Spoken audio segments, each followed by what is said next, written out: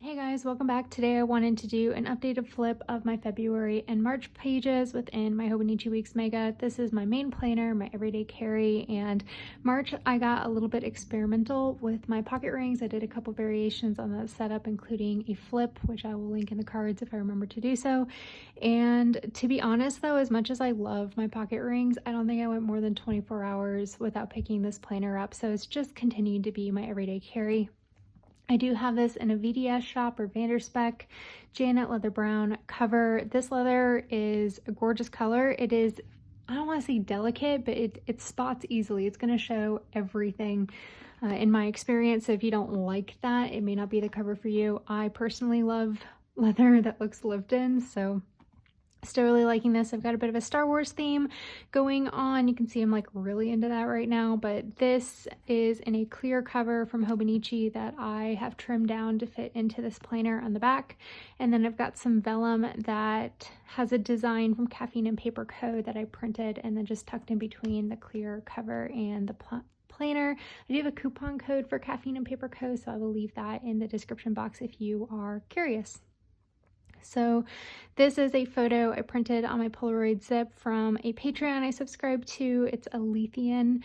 And then I've got like a sampler, some Caffeine and Paper Co. stickers, an emergency contact card. I've got an ollie clip, just kind of holding that sticker in place, but actually photo in place, but actually I will put receipts in there. Keep some stickers and sticky notes in the pockets, but that's about it. So okay, so for February and March, not a ton has changed, but I figured I'd flip you through the pages and kind of talk about what did change. In March, I did sit down and go back through my old power sheets to set some new goals because I didn't really set proper goals for 2021. So I did that at the beginning of March. I kind of added a sticky note here. I'm doing like a no spend tracker. This is a printable from Peanuts Planner Co. In pocket size that I've just kind of got tucked into my cover. I'm back to printing out habit trackers. These are from PrintableForPlanners, I believe. I will leave that information down below. This was a freebie printable from her Instagram.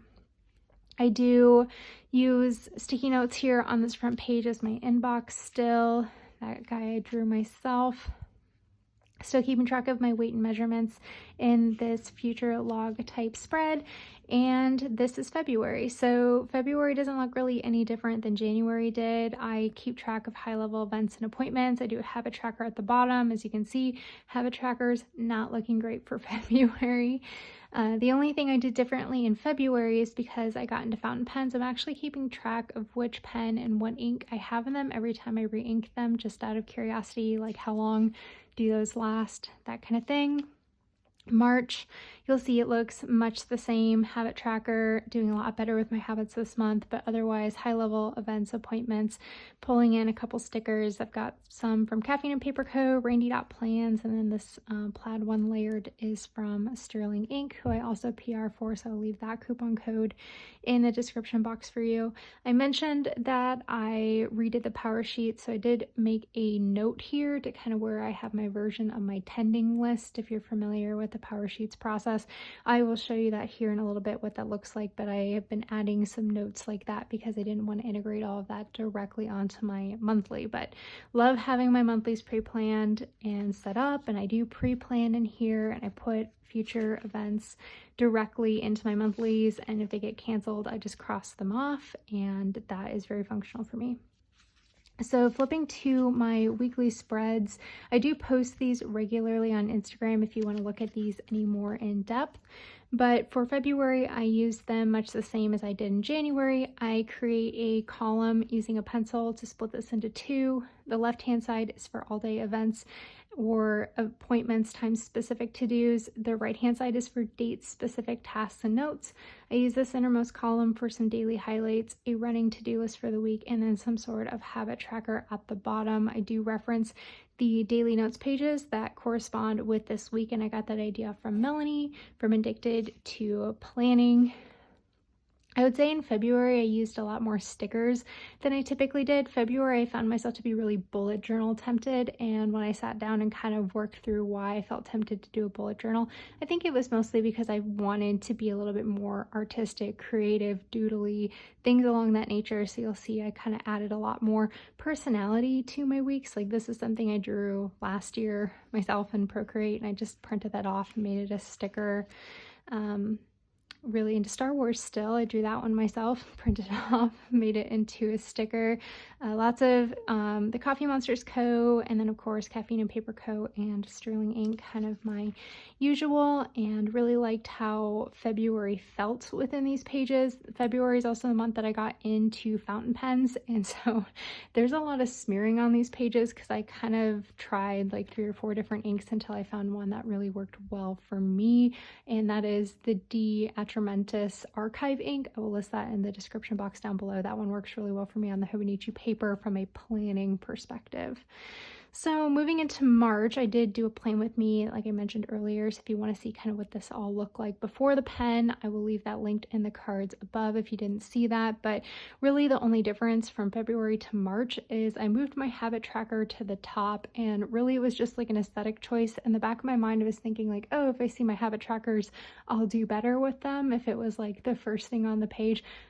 It really made no difference, but I do actually like how it looks because typically I have this kind of like empty space between like my weekly to-dos and where my habit tracker was already set up, and sometimes I'll like put a sticker down at the end of the week to kind of fill that space. And so it's really just an aesthetics thing that I felt like having empty space in a corner felt better. I don't know. It's silly, but that's what I did. So March, I'd say I'm kind of backing off on the sticker front. At this point, I'm using pretty much only fountain pen within here and liking how that looks. My handwriting is still a little bit like it's getting there with the fountain pen, but I'm liking it more and more. This is my current week. I got a little bit sticker happy, I'm realizing, but I love it. So overall, really enjoying this. And then here is next week, and then I haven't really started planning April yet, so we're pretty much blank past that. In my January update, I think I mentioned that I started using these metal tabs. These are Midori index clips, I think is what they're called. I got mine off Jet Pens. I'll leave that information down below. I'd say in general, they don't really damage my pages, but as I'm like kind of looking at my weeks over the last couple months, they definitely look more chewed up, I think is probably the way that I would put it, but I like having them and I don't mind that the pages get a little bit wrinkly. So if that's something that bothers you, you may not want that. It doesn't bother me that much, so I'm going to continue to use them. I do have 2 different colors because they kind of come in 2 different colorways. These are the orange, and they're really just like a copper brassy color, and I don't know if it's my hands or my climate. I do live in a humid climate. Mine tarnish really bad, the copper ones do, and I don't mind that. It gives it like a traveler's well lived in type of feel, which I like, but the silver holds up way better. So if you are in a climate similar to me, that might be something to take into account. So flipping back to my notes pages, I'm still bullet journaling in the back. Still loving it. It's probably my favorite thing about this notebook, honestly. I did add a few more things to my index, and now that we're kind of at the end of Q1, I'm a little bit more confident in the amount of space I've left myself for my index, because still have room over here, a whole page, and then I've got the back of this page available as well to use as an index, so I think I'm going to be totally fine there. My habit trackers are still working out. I love having year-long view habit trackers. It's my workout tracker, doing a little bit better. The reason I like seeing the data like this is a total tangent, but like I am super consistent on Tuesdays, but like Thursdays and Fridays, I do not work out. So I just like looking at that and saying like, okay, so if I want to work out 3 days a week, if I schedule Monday, Tuesday, Sunday, I'm doing really well. And I probably need to work on hitting one of these days like more consistently. So anyway, random thoughts. No spend is actually going a lot better than it did over the last few months, so that's exciting. Still keeping track of my work hours in here. Just in general, if you want to see my habit trackers in more detail, I do have like a setup flip through where I kind of walk through these a little bit slower if you are curious about how I use any of these, but they are all working extremely well for me at this point, I'd say. Okay, so flipping back into my daily logs, or the more like bullet journaling part of this planner, February I was a lot more doodly, like I mentioned earlier, because I was really craving kind of more of a bullet journal feel. So I've got more hand lettering, just like random doodles kind of throughout. I drew the Millennium Falcon and things like that. So love having daily logs. I love how organic they feel. Like it's just like to-do list notes, and it's all kind of mixed in with the doodles. It's just got a very like journaly feel that I have really come to love.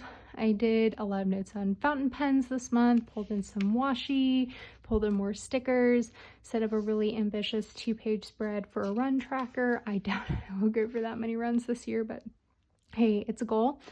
More doodles for Valentine's Day. I finally need to set up a second package tracker because I filled up one full page since December. I kind of did something that I used to do in my Hobonichi cousin, where I found like things I'm really into and I'll print it off on sticker paper and just add it to my planner and write around it. So this is like a manga panel from, I think it's Horimiya. It's a manga I read years ago, but finally kind of got caught back up on. More daily logs, some indexed research for some new headphones that I wanted. And then moving into March. So March I did do a gratitude list. I haven't been keeping up with this, but that's because I've actually started a whole separate gratitude journal. I've been really into gratitude lately. Like, oh my gosh, it's so magical, guys. If you don't do like long form gratitude journaling, I would really recommend it. But I was kind of just trying to do like a line a day in here. So I'll fill this in with like 21 things I'm grateful for at the end of the month, but I'm not filling it out here daily because I have a whole separate shebang for that now. But March dailies look very much the same. Still really liking this. This is my tending list, if you're familiar with the Power Sheets project, but this is a printable from SMPlans. This is one I actually have for my pocket rings, and I just printed it out, trimmed it down, and then glued it directly in here because while I could take like my monthly goals, weekly goals, and daily goals and put them in other places in my planner, there's something about just seeing it all on like one page that was really satisfying to me. So I glued that in just using a glue stick, and then I did tab it off because I knew I wanted to be able to find it to fill it in every day. So overall, really liking that, and I'll probably continue to do this moving forward for the rest of the year. I tried doing my double cross out method like I do within my Hobonichi cousin, and for some reason it feels really messy in the week, so I'm not sure I will continue with that. This is for my Nuzlocke. If you're familiar with a Nuzlocke for Pokemon Shield, it's just basically a self-inflicted set of rules to make the games more challenging. But I found this photo with like all the routes where you have the opportunity to catch Pokemon along with the map of Pokemon Shield. I found this off Reddit, and then I just resized it, printed it on my printer, and then glued it in so that I can reference that. And then I tabbed it as well because I've been playing a lot of Pokemon like a crazy person. And then more doodles, more dailies. Here is my current list. Current daily is over here. No real update here. I'm really enjoying this, like I said before, because it just feels very organic. It continues to evolve and grow as the day goes. I would say the only thing I've gotten better at over the last couple months is I really process out my tasks one page at a time. So today is Friday, but like typically if it was Thursday, for example, before I had started this to-do list, if I had anything open, I'm not like saying, oh, I didn't get that on Monday, let me write it on Tuesday and then Wednesday, and then maybe I finish it on Thursday. I kind of review my to-dos like one page at a time. So now that I've moved on to this page, that's when I'd sit down and say, okay, migrate, cancel, add that back to my weekly. I kind of look at this all a little bit more like one page at a time. Hopefully that makes sense. I do use my Midori index clips to bring me to my dailies, which again, really have been liking those. For March, I will use these 2 pages for next week, and then I anticipate I'll have 4 or 5 extra pages. Yeah, it looks like 6 extra pages before I would hit my page marker for April. So that's encouraging. It makes me think, hey, there's a definite chance that I can get the full year in here pretty comfortably. So far that is working really well. Like I mentioned, I will leave the name of the ink I'm using, but I do use a Pilot Vanishing Point, and Extra Fine is the fountain pen that I have been using in here. Still really loving my cover. Still really loving this planner, and I hope you guys found that interesting. If you made it this long, thank you so much for watching, and I'll catch you next time.